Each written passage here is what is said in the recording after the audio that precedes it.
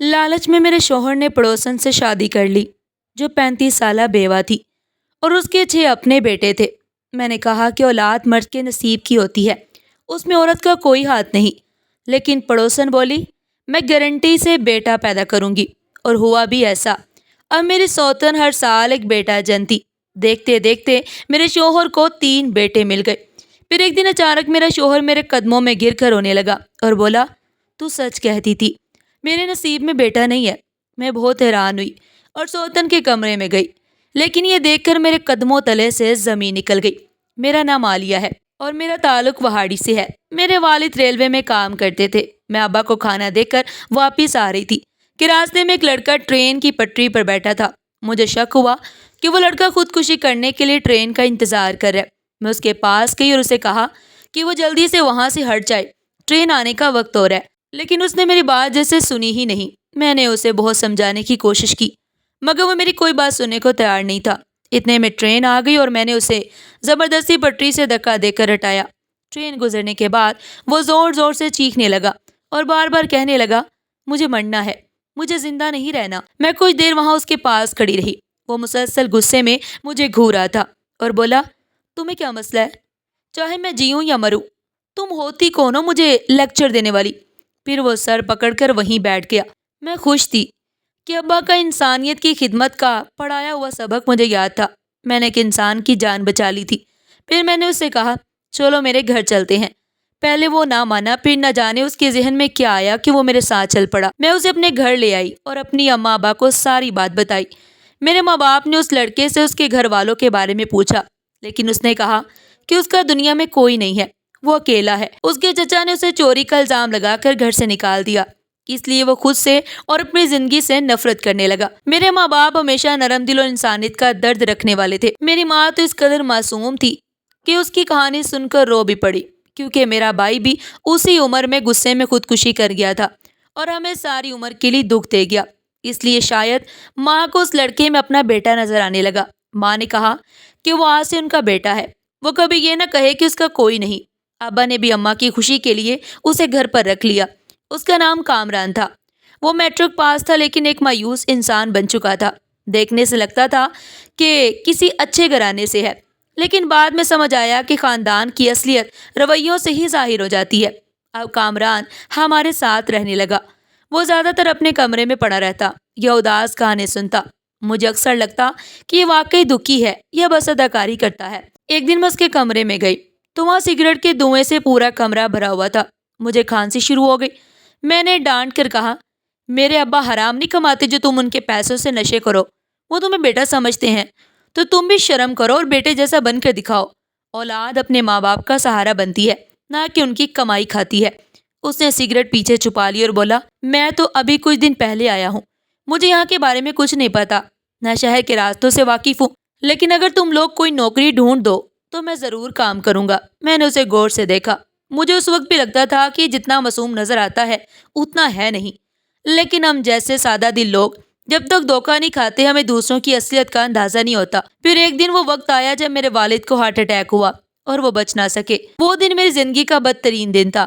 مجھے لگتا تھا کہ مجھے بھی ابا کے ساتھ مر جانا چاہیے، لیکن سچ یہ ہے کہ دنیا کو کوئی بھی پیارا قبر میں ساتھ نہیں جاتا۔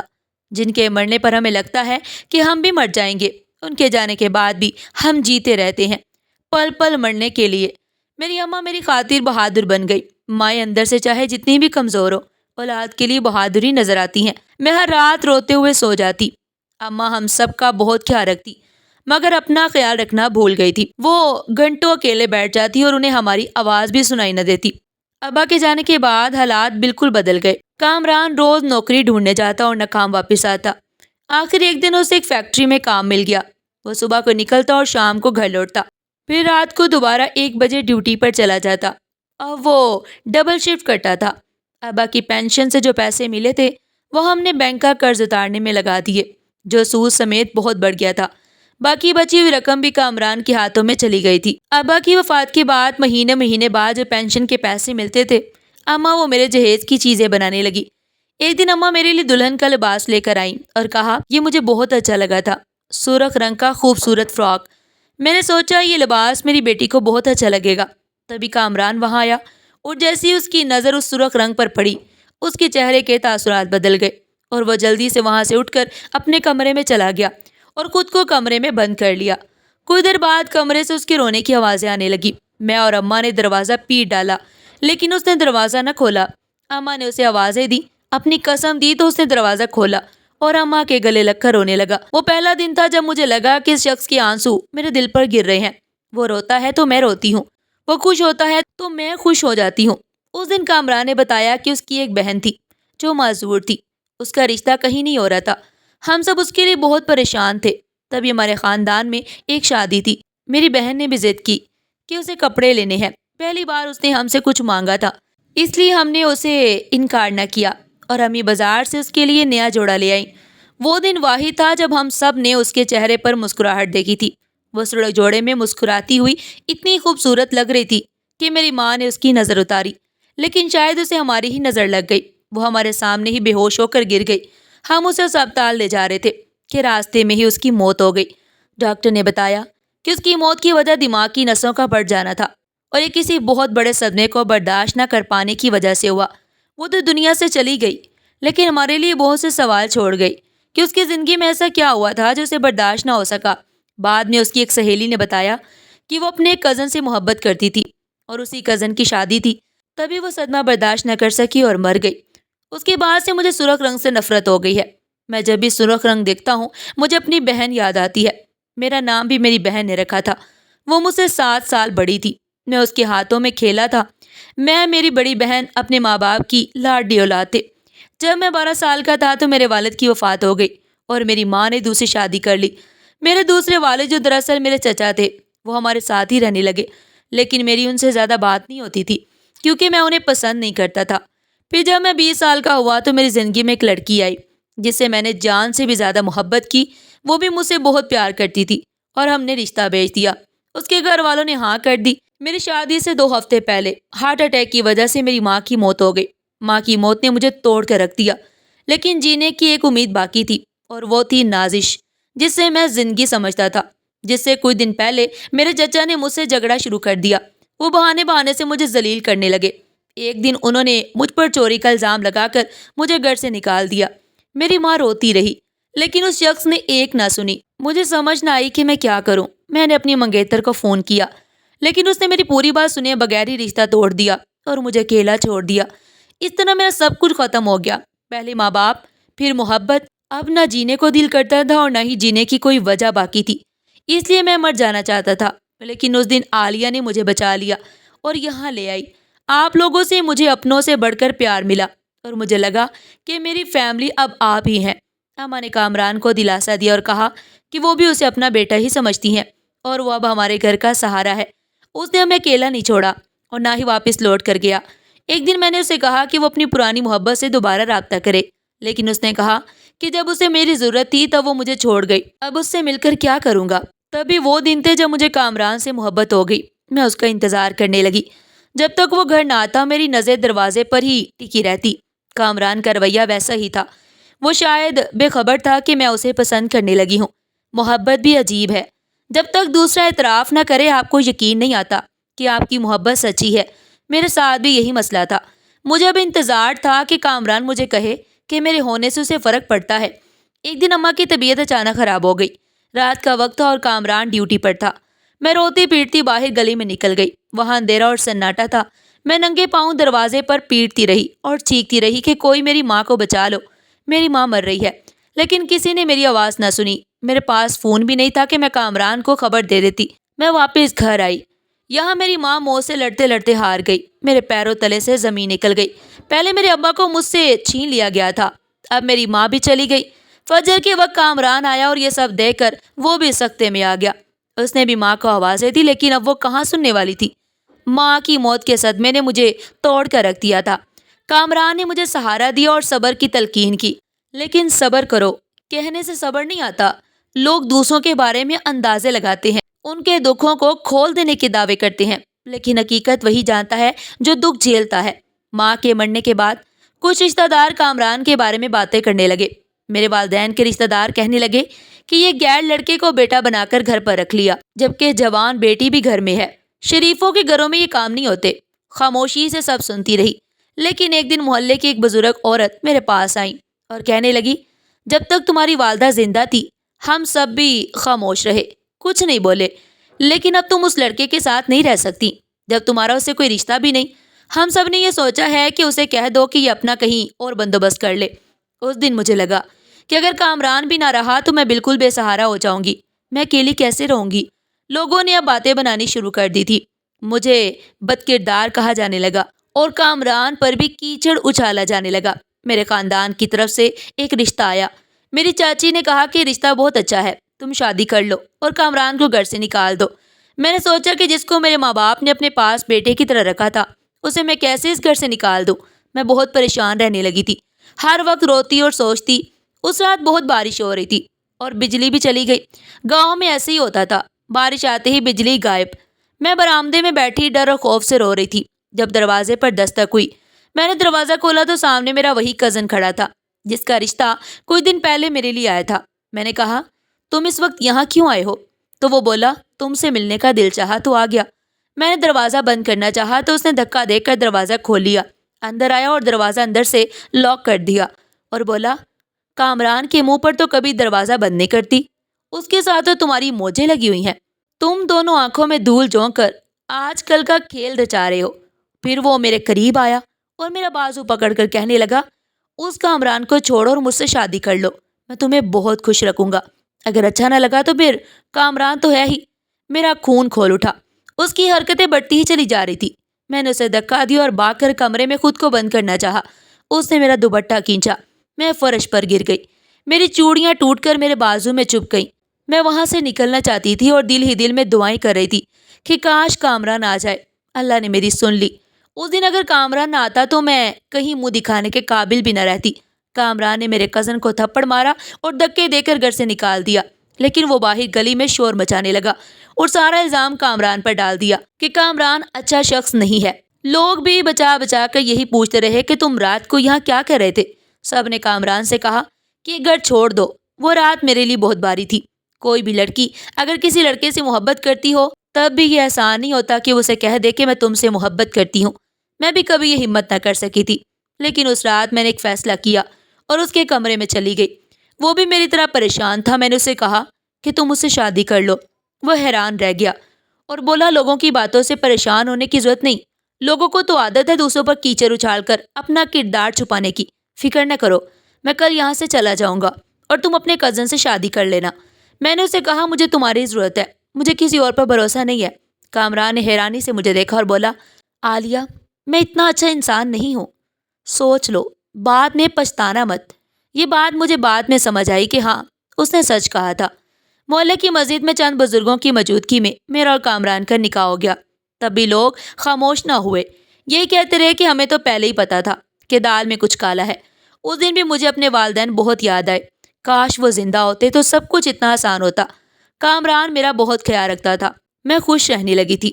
سارا دن گھر کے چھوٹے چھوٹے کام کرنا اور شام کو اپنے شوہر کی منتظر رہنا، یہی میرا معمول بن گیا۔ کامران بھی کہتا کہ وہ بہت خوش نصیب ہے جسے مجھ جیسی بیوی ملی ہے، لیکن کچھ خوشیوں کی عمر بہت مختصر ہوتی ہے۔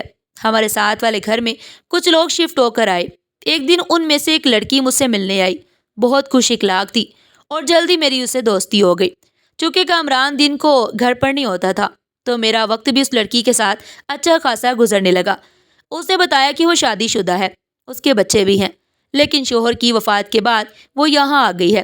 اس نے ایک واقعہ سنایا کہ چند مہینے پہلے ایک شادی پر جانا تھا، رکشے کا انتظار کر رہی تھی، لیکن ہڑتال کی وجہ سے رکشہ نہیں ملا۔ اسی وقت ایک لڑکا بائک پر آیا اور بولا، آج رکشہ نہیں ملے گا، یا تو بس پر چلی جاؤ یا میرے ساتھ چل لو، میں چھوڑ دیتا ہوں۔ مجھے وہ لڑکا اچھا لگا اور میں اس کی بائک پر بیٹھ گئی۔ اس نے کہا، آپ بہت خوبصورت ہیں۔ میں یہ سن کر خوش ہو گئی۔ لوگ اکثر کہتے تھے، لگتا نہیں تم شادی شدہ ہو۔ پھر ہماری چھوٹی چھوٹی باتیں ہونے لگی۔ میں نے اسے بتایا کہ میری اپنی گاڑی ہے لیکن ڈرائیونگ نہیں کرتی۔ اس نے پوچھا، کہاں رہتی ہو؟ تو میں نے اپنے گھر کا پتہ بتا دیا۔ مجھے اندازہ نہیں تھا کہ یہ سب انفارمیشن دینا بعد میں مسئلہ بن سکتا ہے۔ میں نے لاشعوری طور پر سب بتا دیا۔ جب ہم اس لڑکی کے گھر پہنچے تو بائک سے اترتے ہوئے اس نے کہا، آپ میرا نمبر رکھ لیں، جب کبھی ضرورت ہو مجھے کال کر لینا، مجھے خوشی ہوگی آپ کے کام آ کر۔ مجھے وہ لڑکا بہت اچھا لگا تھا۔ میں نے اس کا نمبر موبائل میں سیو کر لیا۔ مجھے یہ پتا نہیں تھا کہ نمبر لینے سے بعد میں مشکل بھی کھڑی ہو سکتی ہے۔ کچھ دن بعد مجھے کہیں جانا تھا تو میں نے اسے کال کی۔ وہ مصروف تھا لیکن بولا آپ مجھے آدھا گھنٹہ دیں، میں سب چھوڑ چھاڑ کر آ جاتا ہوں۔ وہ واقعی آدھے گھنٹے سے پہلے میرے گھر کے باہر آ گیا۔ میں حیران رہ گئی کہ اس کے پاس تو گاڑی بھی تھی۔ اس نے میرے لیے دروازہ کھولا اور کہا حیران نہ ہو، آپ کے لیے دوست سے مدد لی ہے۔ میں جہاں جانا چاہتی تھی وہاں پہنچنے کے بعد کہا کہ اب چلے جاؤ، لیکن اس نے کہا کہ میں یہی ہوں، جب فارغ ہو جاؤ تو کال کر دینا، میں واپس چھوڑ دوں گا۔ اس کے بعد اگر مجھے کہیں بھی جانا ہوتا تو میں اس کو کال کر لیتی، وہ فوراً آ جاتا۔ روز روز کے ساتھ آنے جانے سے ہماری کافی جان پہچان ہو گئی۔ ایک دن اس نے پوچھا کہ جب آپ شادی شدہ ہیں اور بچے بھی ہیں تو پھر آپ اکیلی کیوں رہتی ہیں، اپنے شوہر کے ساتھ کیوں نہیں رہتی؟ کافی حد تک تعلق بن جانے کی وجہ سے اس لڑکی نے مجھے بتایا کہ وہ اپنے شوہر سے ناراض ہو کر آئی تھی، لیکن کچھ دن بعد اس کا ایکسیڈنٹ ہوا اور وہ اس دنیا میں نہیں رہا۔ اب وہ اور اس کے بچے اکیلے رہتے ہیں۔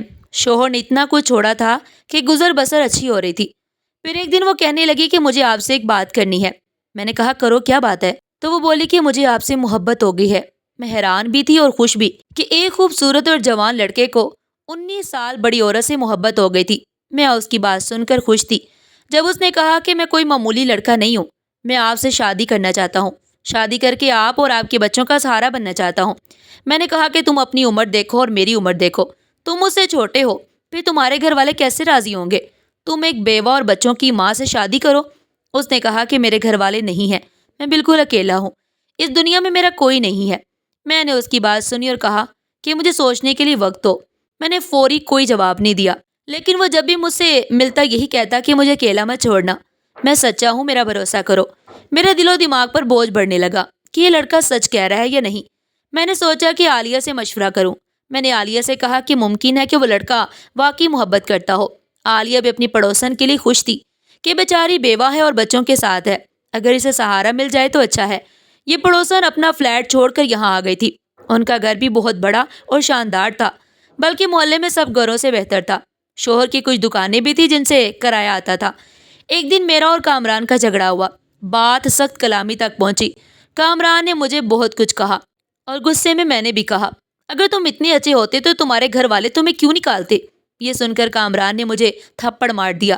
میں نے غصے سے اس کا گریبان پکڑ کر کہا اگر تم مرد ہو تو مجھے طلاق دو، ایک لمحہ بھی تمہارے ساتھ نہیں رہ سکتی۔ اس نے مجھے دھکا دیا اور کہا تم بکواس بند کرو، میرا ہی قصور ہے کہ تم بانجھ ہو، لیکن میں نے کبھی تمہیں اس بات کا احساس نہیں ہونے دیا۔ پہلے بھی تم سے محبت کرتا تھا اور آج بھی کرتا ہوں، لیکن تم نے میرا جینا حرام کر دیا ہے۔ بانجھ کا لفظ سن کر میرا دماغ سن ہو گیا تھا۔ کامران نے کہا تم اچھی سیرت والی عورت ہو، میں تمہاری قدر کرتا ہوں، لیکن اولاد میرا بھی حق ہے۔ کل کو مر جاؤں تو کوئی میرا نام لینے والا بھی ہو، میری قبر پر فاتحہ پڑھنے والا بھی کوئی ہو۔ میں یہ سن کر ساکت ہو گئی تھی۔ میرا جسم جیسے مفلوج ہو گیا۔ مجھے بھی کامران سے محبت تھی، لیکن اس وقت میرے منہ سے ایسی باتیں نکلی جو صرف غصے کا نتیجہ تھی۔ ایسے وقت پر شیطان انسان کے رشتے توڑنے کی کوشش کرتا ہے۔ کوئی دن ہم دونوں کے درمیان سرد مہری رہی، بول چال بند رہی۔ مجھے اب لگنے لگا جیسے میں کامران سے نفرت کرنے لگی ہوں۔ میں سوچتی یہ وہ شخص نہیں جسے میں جانتی تھی۔ مجھے اپنے والدین یاد آتے اور میں دیر تک روتی رہتی۔ میرا تو کوئی اور سہارا بھی نہیں تھا۔ میں نے غصے میں کامران سے کہا کہ مجھے ابھی جواب چاہیے، کون ہے جو تمہیں مجھ سے چھین رہا ہے؟ لیکن وہ اپنے کپڑے بیگ میں رکھ رہا تھا اور بولا میں تمہیں جواب دہ نہیں ہوں۔ میں ایک بار پھر خالی ہاتھ رہ گئی۔ کل تک جو لوگ ہمارے کردار پر کیچڑ اچھالتے تھے وہی اب آ کر افسوس کرتے کہ بہت برا ہوا، کامران نے اچھا نہیں کیا۔ میں روتی رہتی اور وہ دن یاد کرتی جب میرا شوہر صرف میرا تھا۔ اسے اس بات سے فرق نہیں پڑتا تھا کہ اولاد ہو یا نہ ہو۔ کامران یہی کہتا تھا کہ اولاد تو اللہ کی مرضی سے ہوتی ہے، یہ میرا یا تمہارا قصور نہیں۔ لیکن اب وہی شخص اولاد کے لیے بے چین تھا۔ پھر وہ دن آیا جب میرا شوہر میرا نہ رہا، اس نے دوسری شادی کر لی، اور دکھ کی بات یہ تھی کہ شادی ایک ایسی عورت سے کی جو نہ صرف عمر میں بڑی تھی بلکہ بیوہ اور بچوں کی ماں بھی تھی۔ یہ دیکھ کر میرا دل ٹوٹ گیا۔ سب سے بڑھ کر یہ صدمہ تھا کہ وہ عورت کوئی اور نہیں بلکہ میری اپنی پڑوسن تھی، جو مجھے اپنی محبت کی کہانیاں سناتی اور مشورے لیتی رہتی تھی۔ میری حالت عجیب تھی۔ جس سے محبت تھی وہ بدل چکا تھا، وہ ایک لالچی شخص نکلا۔ میرے ہوتے ہوئے ہی وہ اس عورت کے ساتھ تعلق میں تھا۔ جب میری پڑوسن میری سوتن بنی تو اس کا رویہ بھی بدل گیا۔ اب سارا گھر کا کام مجھے کرنا پڑتا، اس کے بچوں کا خیال بھی مجھے ہی رکھنا پڑتا، کیونکہ کامران نے کہہ دیا تھا اگر میرے ساتھ رہنا ہے تو دوسری بیوی کا بھی خیال رکھنا ہوگا۔ یہ دکھ وہی لوگ سمجھتے ہیں جنہوں نے کبھی اپنے کسی ایسے شخص کو کھویا ہو جس کے بغیر زندگی کا تصور بھی نہیں ہو، لیکن وہی شخص ہمارے ہونے نہ ہونے سے بے پرواہ نکلے۔ پھر بھی عورت رشتہ نبھانے کے لیے سب سہ جاتی ہے، سب کچھ برداشت کر جاتی ہے۔ مجھے لگتا تھا کہ جس صبح میں اپنے شوہر کو نہ دیکھوں گی میری زندگی رک جائے گی۔ اگرچہ دوسری شادی کے بعد میں کامران سے علیحدہ ہو گئی تھی، لیکن پھر بھی اسے چھوڑ نہیں سکی۔ ایک دن کامران نے کہا، تمہیں مبارک ہو، بہت جلد مجھے بھی کوئی پاپا کہنے والا آنے والا ہے۔ عجیب بات تھی کہ اس دن میری ساری نفرت دور ہو گئی اور میں خوش ہو گئی کیونکہ میرا شوہر خوش تھا۔ میں نے دل کو سمجھایا کہ اس کا قصور نہیں، ساری دنیا میں یہی ہوتا ہے۔ بہت سے لوگ اولاد کی خاطر دوسری شادی کر لیتے ہیں۔ پھر وہ دن آیا جب میری سوتن ایک بیٹے کو جنم دیا۔ کامران نے بچہ میری گود میں دیا تو مجھے لگا یہ بچہ میرا ہی تو ہے۔ میری سوتن کو 3 دن ہسپتال میں رکھا گیا۔ میں اس کے ساتھ ہی رہی، گھر بھی جاتی، بچوں کو دیکھتی، کھانا وغیرہ بناتی اور پھر ہسپتال واپس آ جاتی۔ ان 3 دنوں میں میرا ایک پاؤں گھر میں اور دوسرا ہسپتال میں رہا۔ کامران بہت خوش تھا، اس نے سارے محلے میں مٹھائی بانٹی۔ میں اپنی سوتن کا بہت خیال رکھتی، گھر کے کاموں کے علاوہ اس کے بچوں کو بھی سنبھالتی۔ اس وقت کا یہ اثر پڑا کہ وہ بالکل ہی آرام طلب ہو گئی تھی۔ کامران کو بھی اس کے نخرے اٹھانے سے فرصت نہیں تھی۔ پھر یہ سلسلہ چل نکلا۔ ہر سال میری سوتن کامران کو ایک بیٹے کا تحفہ دیتی رہی، یہاں تک کہ اس کے 3 بیٹے ہو گئے۔ مجھے لگتا تھا کہ وہ گھر نہیں بسائے گی کیونکہ میں اس کی فطرت سے واقف تھی۔ وہ عورت صرف ایک مرد کی ہو کر رہنے والی نہیں تھی، وہ دن بھر کسی اور کے ساتھ وقت گزارتی اور شام کو کامران کے آنے سے پہلے واپس آ جاتی اور اس کے لیے بن سنور کر تیار ہو جاتی۔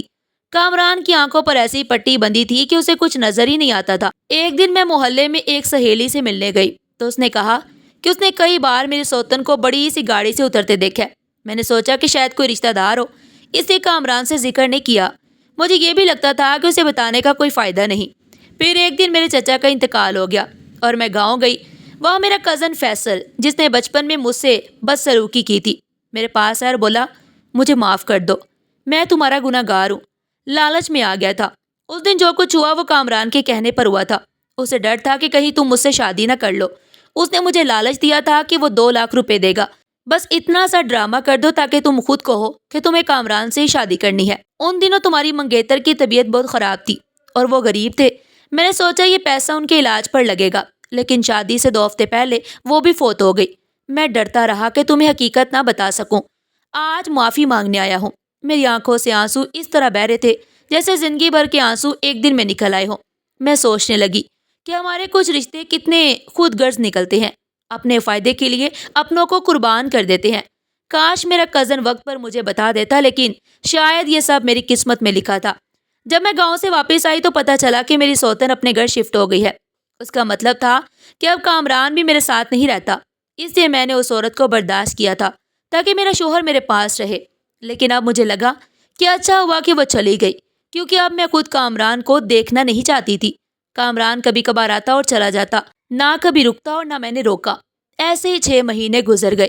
پھر ایک دن وہ میرے پاس آیا اور رونے لگا، میں بہت ظالم ہوں، بہت ظلم کیا تم پر، لالچ اور اولاد کی چاہت میں دوسری شادی کر لی، تمہیں بھلا دیا، تمہارے ساتھ کوئی فرض ادا نہیں کیا، تم میرے ساتھ رہیں اور میں دوسری عورتوں سے تعلقات بناتا رہا، مجھے معاف کر دو، مجھے اب سزا ملی ہے۔ میرا ایکسیڈنٹ ہوا اور جب ٹیسٹ ہوئے تو پتا چلا کہ میں تو باپ ہی نہیں بن سکتا۔ میں تمہیں بانج کہتا رہا، لیکن اصل میں خود بانج تھا۔ وہ بیٹے بھی میرے نہیں ہیں، وہ عورت دھوکے باز ہے، اس نے طلاق مانگ لی ہے اور کسی اور سے شادی کرنے والی ہے۔ میں نے سر کرسی کے ساتھ ٹکا دیا اور سوچنے لگی کہ اس سفر میں کیا ملا، مجھے میرے شوہر سے دھوکا اور کامران کو اپنی دوسری بیوی سے دھوکا۔ میں نے اسے سوال کیا، کیا میرے کزن فیصل کو اس دن تم نے ہی بلایا تھا؟ کامران خاموش رہا اور میں سمجھ گئی کہ فیصل سچ کہہ رہا تھا۔ میں نے کہا، میں اب تھک چکی ہوں، اتنی بہادر نہیں ہوں کہ یہ سب برداشت کرتی رہوں، تم مجھے طلاق دے دو۔ کامران منتیں کرتا رہا، لیکن عورت اتنی کمزور بھی نہیں کہ بار بار دھوکا کھائے۔ میں نے گھر بیچ دیا اور گاؤں آ گئی۔ طلاق کی عدت چچا کے گھر پوری کی۔ چاچی مجھے بیٹیوں کی طرح چاہتی تھی، ان کی بیٹی کی شادی تھی، گھر میں رونق تھی۔ چاچی نے کہا، عالیہ ہمارا بھی قصور ہے کہ تمہیں تنہا چھوڑ دیا، اگر ہو سکے تو ہمیں معاف کر دو۔ میں چپ رہی، کیا کہتی؟ کچھ دکھ تو نصیب میں ہی لکھے ہوتے ہیں۔ شادی کے موقع پر رواج تھا کہ دلہن کے ساتھ بہن یا بھابھی جاتی ہے۔ چاچی نے مجھے بھیج دیا، وہاں میرا کزن فیصل بھی تھا، وہ لوگ بہت اچھے تھے۔ میں خوش تھی اور دعا کرتی تھی ان کا نصیب اچھا ہو۔ فیصل میرے پاس آیا اور بولا، عالیہ میں نے بہت برا کیا، لیکن اگر ہو سکے تو مجھے معاف کر دو اور زندگی کے سفر میں میرا ساتھ دے دو۔ یقین کرو ہمیشہ ساتھ نبھاؤں گا۔ میں سوچنے لگی کہ جن پر بھروسہ تھا انہوں نے توڑ دیا، اب جس پر نہیں ہے اس پر بھروسہ کیسے کروں؟ مگر قسمت نے میرا ساتھ دیا اور چچا کے کہنے پر میری شادی فیصل سے ہو گئی۔ فیصل میری سوچ سے زیادہ اچھا شوہر ثابت ہوا۔ اس نے مجھے جینا سکھایا، میری خواہش منہ سے نکلنے سے پہلے پوری کر دیتا۔ اللہ نے مجھے ایک بیٹے سے نوازا۔ برے خاندان میں خوشی کی لہر دوڑ گئی۔ فیصل نے عقیقے کی بڑی دعوت کی۔ اب میں پیچھے مڑ کر دیکھتی ہوں تو سوچتی ہوں کہ شاید وہ ساری آزمائشیں مجھے آزمانے اور اصل زندگی دینے کے لیے آئی تھی۔ میرا بیٹا جب مجھے ماما کہتا ہے تو سارے غم بھول جاتی ہوں۔ کامران نے اگر مجھے سمجھا ہوتا تو میرے ساتھ یہ سب کچھ نہ کرتا، لیکن اب میں شکر گزار ہوں کہ میری زندگی مکمل ہو گئی ہے۔ ناظرین، آپ کو یہ کہانی کیسی لگی اور آپ نے اس کہانی سے کیا سبق سیکھا؟ کمنٹ باکس میں اپنی قیمتی رائے کا اظہار ضرور کیجیے گا۔ پھر ملتے ہیں ایک نئی ویڈیو کے ساتھ، تب تک کے لیے اللہ حافظ۔